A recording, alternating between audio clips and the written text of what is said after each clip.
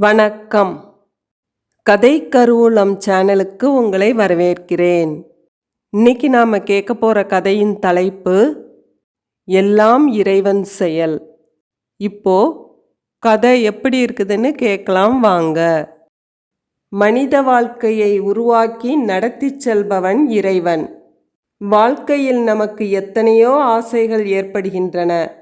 அவை பேராசைகளாகவும் இருக்கலாம். எல்லாவற்றையும் நம்மால் நிறைவேற்ற முடியாது. அவரவர் பிறவி பயன்படிதான் எதுவும் நடக்கும்.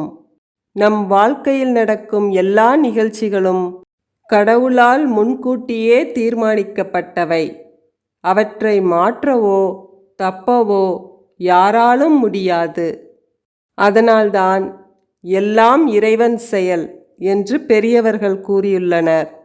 இதை மிக எளிமையாக விளக்குகிறார் சுவாமி சித் பவானந்தா. மன்னன் ஒருவனுக்கு தன்னால் எல்லாம் முடியும் என்ற கர்வம் இருந்தது. இறைவன் மீதும் அவனுக்கு முழு நம்பிக்கை கிடையாது. அந்த நாட்டில் கூலித் தொழிலாளிகள் 2 இருந்தனர். அவர்களில் ஒருவனுக்கு கடவுள் நம்பிக்கை அதிகம், மற்றொருவனுக்கு இல்லை. இருவரும் நண்பர்கள்.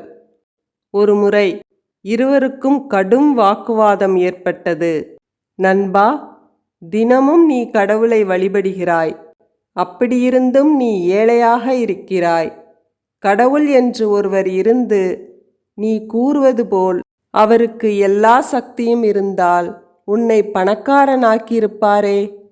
கடவுளை வேண்டுவதை விட்டு மன்னனிடம் கேட்டிருந்தால் கூட உன்னை பணக்காரனாக்கியிருப்பான் என்றான் கடவுள் நம்பிக்கை இல்லாதவன்.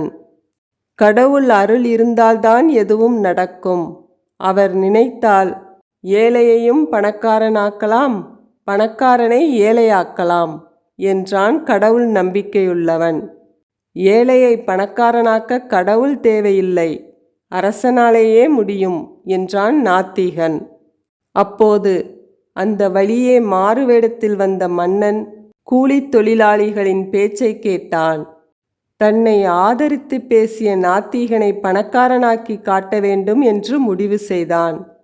ஒரு பலாப்பழத்தை அறுத்தான், சுளைகளை நீக்கினான். அதில் தங்க நாணயங்கள் இரத்தின கற்களை வைத்து மூடினான். நாத்திகவாதியான கூலித் தொழிலாளியிடம் பரிசாக அந்த பழத்தை கொடுத்தான். ஆனால் பாவம், நாத்திகவாதிக்கு பலாப்பழம் என்றாலே பிடிக்காது.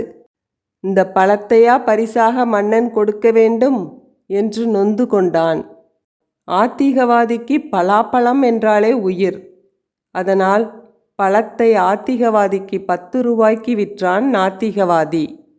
ஆத்திகவாதியும் மகிழ்ச்சியுடன் வாங்கி கொண்டான். பழத்தை அறுத்தான்.